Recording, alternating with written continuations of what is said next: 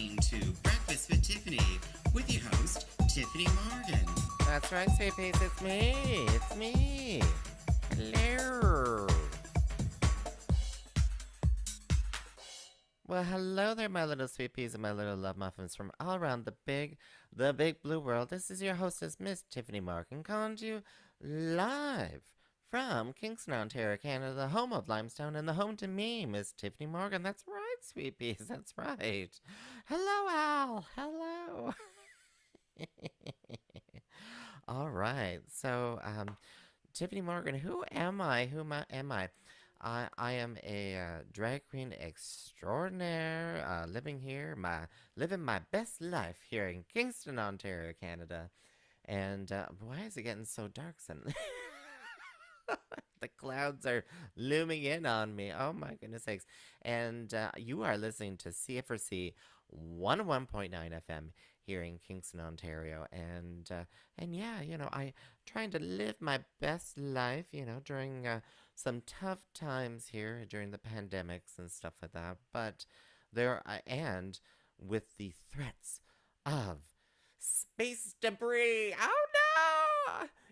Is the rockets gonna land on me? Oh no!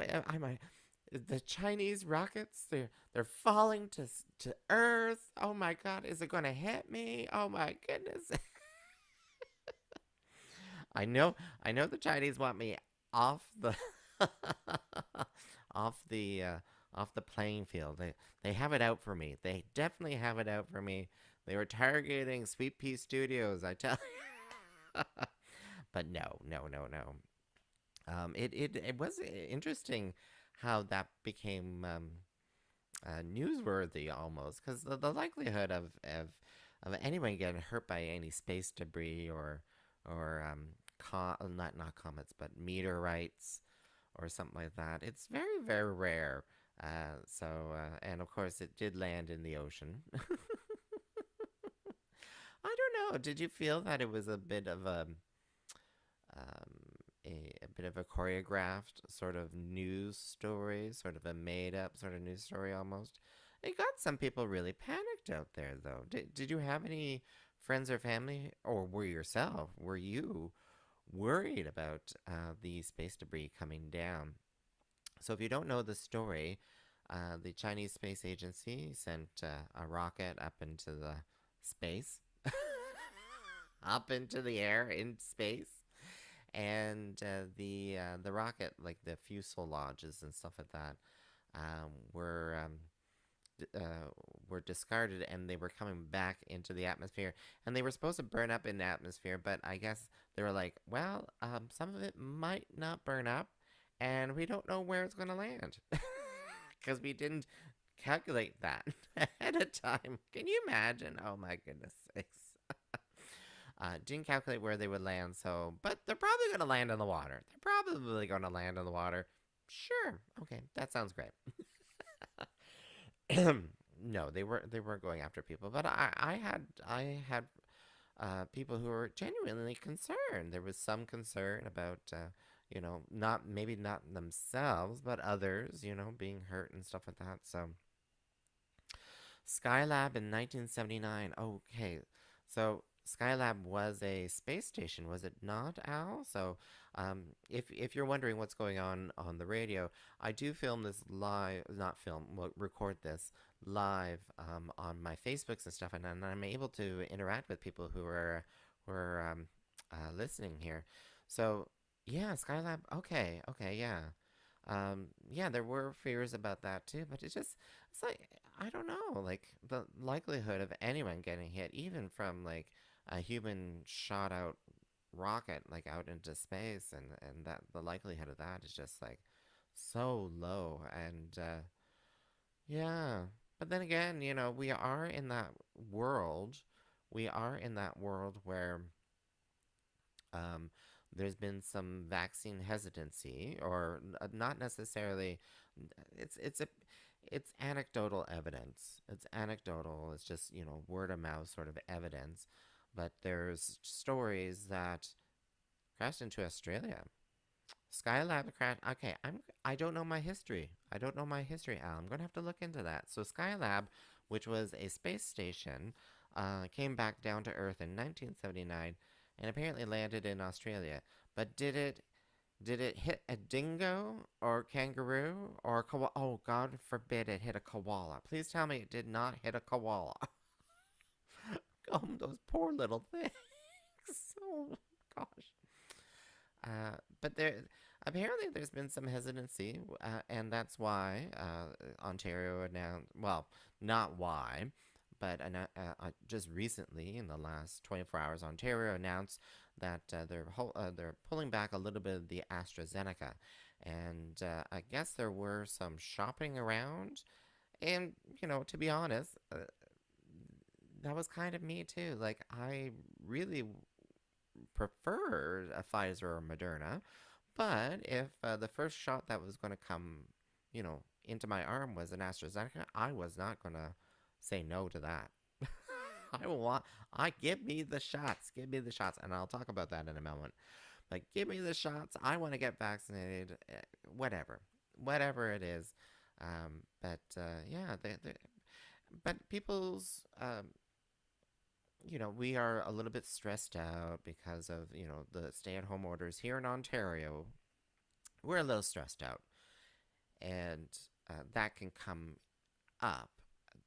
Increased stress levels can come up as over worrying or worrying about things that, you maybe during a good day you wouldn't normally worry about that, but now you're worrying about that because your stress levels are up. Yeah, exactly. Skylab coming down in 1979 is way before my time. Exactly. 110%, Al. Thank you so much. But yeah, so while we're talking about vaccines, so I'm safe, marked as safe from falling space debris. There we are. There we are. I kind of jumped over to vaccines. Guess what, sweepies? This week, the eligibility requirements for booking a vaccine online through the ontario.ca/book vaccine to get them at your local public health, so Kingston Frontline Clinics and Public Health, that the criteria changed on the website on Tuesday, this last Tuesday, so more people can go and book online. And I would urge listeners out there to check the Ontario.ca, the requirements, the eligibility requirements, the eligibility requirements, to see where you land in the eligibility scale.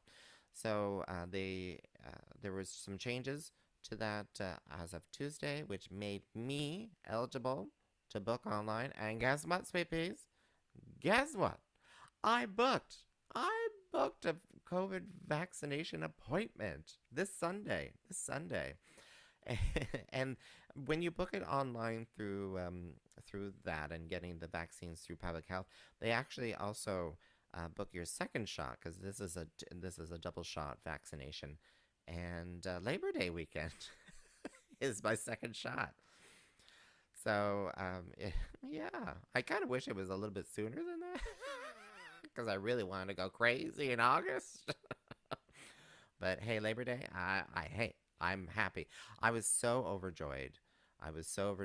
If I had tear ducts, I would have been crying. As a drag queen extraordinaire, I had them removed and made as matching earrings. No, I'm teasing. I never did. And I was so overjoyed that I was almost in tears. And yeah, I'm really looking forward to it on Sunday. Get that first shot into me. Like I said, check the eligibility requirements. I hear that there's, I was on multiple waiting lists at pharmacies because I was eligible through pharmacies for a few weeks now, but no callbacks, no emails back or anything like that. But hey, now I'm eligible through public health, and I'm going to get it. And they hand out the Moderna and Pfizer vaccines. So, is it wrong to admit that? I hope this is not wrong to admit that I would prefer one of those. Oh, goodness sakes. I think it's wrong. I would have accepted, like I said, I would have accepted whatever came first. Whatever came first. And I would suggest that to all you out there as well. So you're listening to CFRC 101.9 FM here in Kingston, and I am your hostess, Miss Tyffanie Morgan. And I'm just sitting here, chatting away, talking about things. I want to kind of change topics a bit. So there will be some changes coming. There's change. Well, changes are coming. Change always happens. I don't know where I'm going with that. Change is constant, and constant is change. So, if any of you, where am I going with that? If any of you listen to any of my other programming that I do online, not on CFRC, but online. So, What's the Maple Tea, which is a podcast, like a live broadcast podcast that we do with Rowena Way and myself, themapletea.ca. We're changing the schedules of those recordings to be Tuesday nights because we're hoping that with the summer months and with more vaccination out there, that we'll be able to do live drag shows in person, and that those tend to be on the weekends. Those tend to be on the weekends. So Fridays and Saturdays and stuff. Are we going to be staying at home and recording What's the Maple Tea? Or, getting out there and with masks and social distancing probably still in effect, obviously, but be able to do live drag shows. We both agreed we want to be able to do live drag shows out there. We want to be able to do that. Speaking about live drag shows, there's been some developments. There's been some developments, Sweet Peas. So there is a. Actually, let me go over to my events here. There we go. There's been an announcement, Sweet Peas. JimBo. Did you watch Canada's Drag Race? Did you watch Canada's Drag Race at all? Season 1. It came out a while ago. I think you can still watch it on some of the streaming platforms out there. I know you can get it on another streaming platform, BBC. You can still watch that. And so it was filmed in November. Yeah, if you're watching it and you're wondering why they're all covered up in blankets, it was a very cold studio by the looks of it.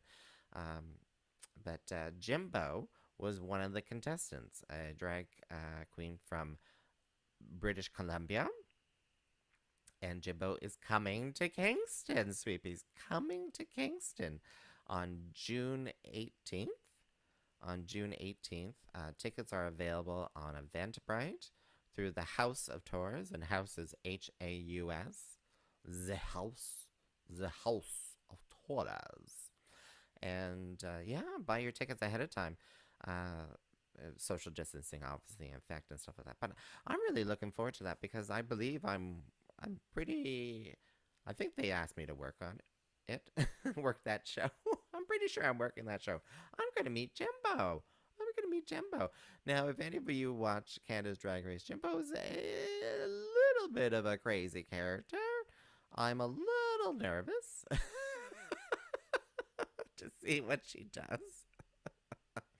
Very over-exaggerated kind of features. Well, because this is for radio. I'm going to call them features. They can be used as flotation devices for a small crew of 6. But yeah, but the overall look and stuff of that, just amazing, Was I think JimBo was in the final 4 if I remember correctly. But coming to Kingston June 18th. So I hope you can take a look at that. Also coming up as well is Boa. Boa, again, another Canada's Drag Race contestant, is coming to Kingston May 29th. Now, I know, Sweet Peas, a lot of people are holding back on buying tickets because they're worried that, if lockdown gets extended, um, hmm, who knows? Like, it's something you have to think about for yourself. But I will say that House of Taurus is really, really good at either rebooking or finding some sort of thing there if things change. But that is a go. That is a go for Saturday, May 29th, all ages event, BOA. And and I was able to speak to BOA. We did a little audio podcast on the Maple Tea .ca, and it was great talking to BOA. And we kind of talked about how drag has been affected in the pandemic. So you know how it is.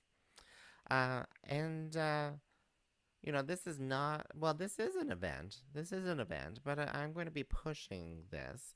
So you're listening to Tyffanie Morgan, drag queen extraordinaire, here in Kingston, Ontario, Canada, and this is C4C 101.9 FM Breakfast with Tyffanie. That's what the program's called. So Rowena Way, who is a great drag artist, and I love her to bits. We do a lot of things together. We do a lot of things together, including the Maple Team. Did I mention that? I think I plugged that too many times. But Rowena Way has decided to participate in the Friends for Life bike rally. So let's talk a little bit about the Friends for Life bike rally. So the Friends for Life bike rally, it was traditionally a rally, a fundraising event. Cyclists would cycle from Toronto to Montreal, stopping in Kingston. They would have a big old party here in Kingston, and they would go on to Montreal, and they were raising money for HIV/AIDS, people with AIDS Society in Toronto. Now that has grown. That has grown now, and now our local HIV/AIDS Regional Services, or HARS.ca, they are participating as well, and they are getting some of the funding through this as well. So riders from Toronto will start in Toronto, but riders in Kingston could start here in Kingston and then go to Montreal, and that's what Rowena's doing. So she's going to ride from Kingston to Montreal. It's going to be 3 days. It's going to be over 300 kilometers, and that's going to be in August. And of course, she is trying to, this is a fundraiser, so she's looking for sponsors. She's looking for, when I say sponsors, I mean cash money. Well, not necessarily cash money, but, sign into her website and donate. Donations, very much welcome. And you can do that. Just check out her Facebook page, facebook.com/Rowena Way, and that's ROWENA, and last name WHEY, as in curds and whey. WHEY. And there should be links for that as well. And oh my goodness sakes, like really, my hat off to her for doing this. It's a great fundraiser, and lots of fun from what I hear. But unless they're gonna allow electric solar bikes or something like that in it, I'm not participating. But I participated in putting together like entertainment here in Kingston when the riders stop here in Kingston, because they stop overnight and they have some dinners and some drinks and then some drag shows. So uh so Justin's just messaged me, imagine JimBo and Thorgy doing, oh wow, JimBo and Thorgy doing a show together. Crazy, crazy, crazy, crazy. Oh yes. So other people are messaging too. They love the stopover in Kingston because it tends to be, most of the riders tend to be gay men, and they're just they're doing this as a great cause, and then they're letting their hair down here in Kingston, and it's great to participate with that. And for the last, like, I don't know how many years, they've been hosting this big drag show for the riders, and the so bikerally.org, if you want to look more into this information about the Friends for Life bike rally. But where was I going before? There's the riders. So let's say there's 10 riders, but the support crew, there's 30 support crew. It's like one rider and then three support crews sort of thing. So it's a huge thing. You can have 20 people and then the rest of the support crew. It's a huge endeavor. So they like to enjoy themselves when they're stopped over here in Kingston, and you know, us Kingston residents, we jump in too. We even if it's on a Tuesday or a Wednesday night, which it tends to be. Which it tends to be, exactly. I'm having questions about what they're going to be. I don't know what they're doing. I think they're trying to hold off on making huge plans about gathering for obvious reasons during the COVID times. So we'll know more closer to the date for the bike rally.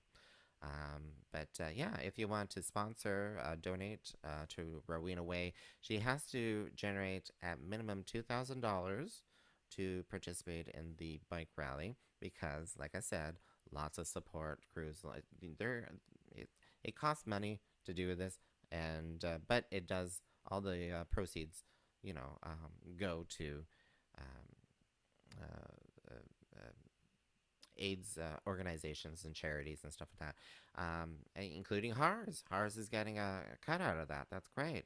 I think I've been talking about Rowena a little bit too much on my own program. She's getting way too much airtime on Breakfast with Tiffany.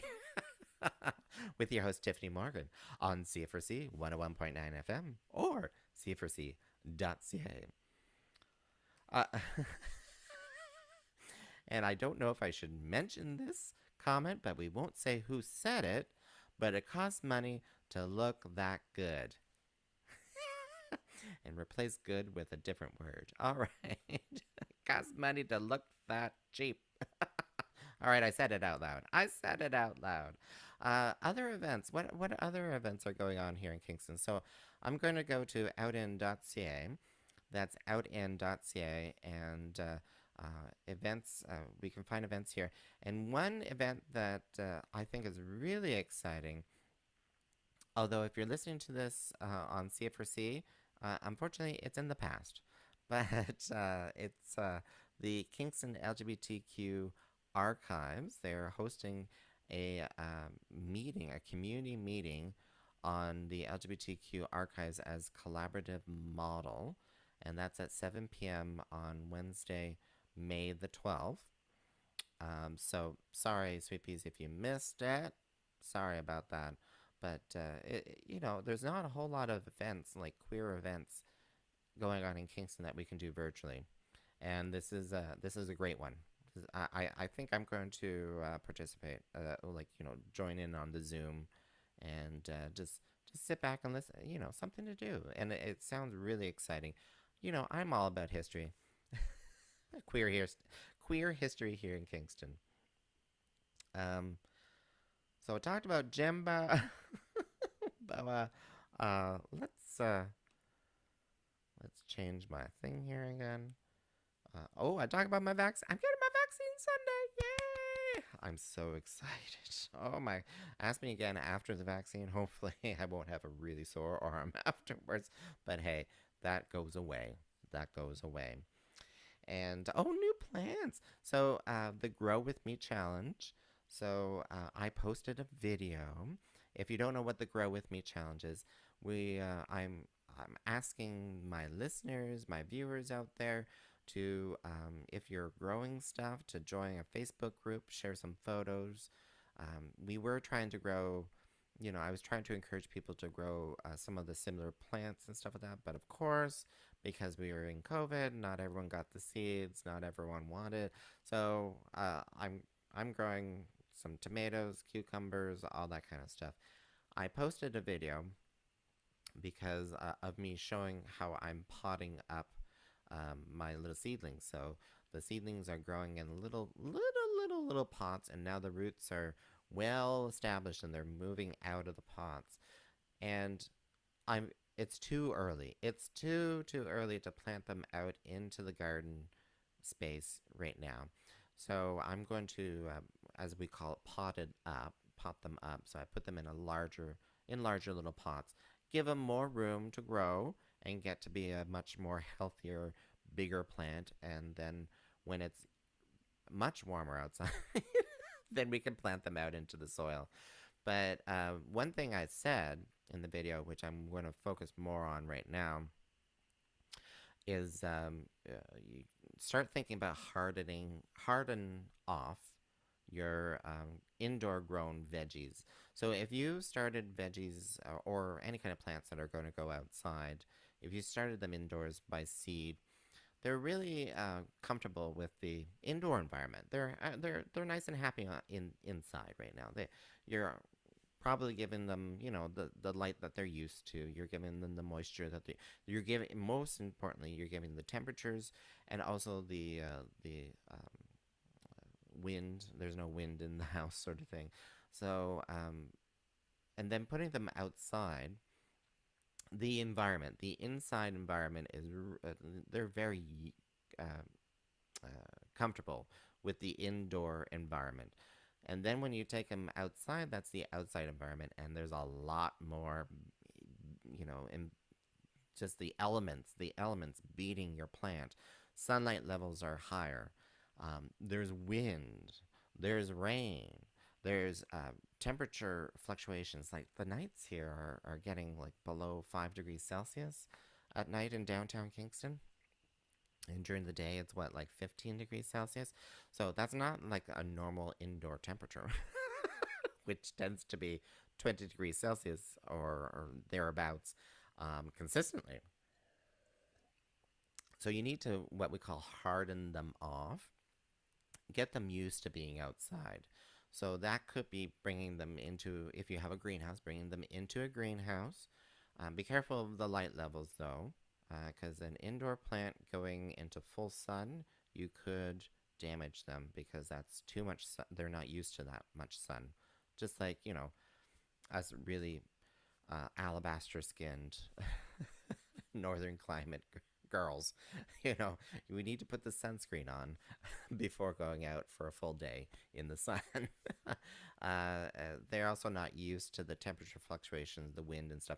So what you can do is the weeks leading up to planning out, because we hope to plan out for the Victoria Day weekend, the weeks leading up, the days leading up, at least a week leading up, you start taking them out during the day. You put them in a shaded spot, shaded from the sun and also from the winds and stuff like that, and then they can start building up. And then you slowly move them to even more sunnier spots or more exposed spots with some more wind and elements like that. And then eventually you'll just, once they've kind of got used to that, it's going to be a long process, not just, day one shade, day two full sun. Like, you got to give it some time. I would say, I don't know how long would you say, listeners, how long would you say? I'm thinking, you need like a 2 weeks slowly moving them, and then you can leave them by the garden plot, and just get them ready for that garden plot. I'm thinking it's gonna take a while. It's gonna take a while for you to get those babies ready. Get those babies ready for the outdoors and to be planted in the garden. Planted in the garden. Yeah, I think with my plants, I'm going to give them at least. Well, they're going to go into the greenhouse in a shaded spot in the greenhouse, and then some of them are going to be planted outside. So I'm thinking 2 weeks. I'm thinking 2 weeks, that whole transition process to be, nice and ready and getting out there. So Al's pointing out, I'm growing dandelions, weeds, and thistles. And that's a really, oh, I'm so glad that your crop's doing well this year, Al. I'm doing the same, and I'm trying to get out there and weed them. Oh my goodness sakes, I forgot to share, photos of the garden and stuff like that. Yeah, it's doing really well out there today. But sweet peas, I'm out of time. I'm out of time. So you've been listening to CFRC Breakfast with Tyffanie on CFRC 101.9 FM, CFRC.ca, or on Tyffanie.com, Tyffanie.com. And I'm your host, Miss Tyffanie Morgan. I give you my love. Mwah. You stay safe now.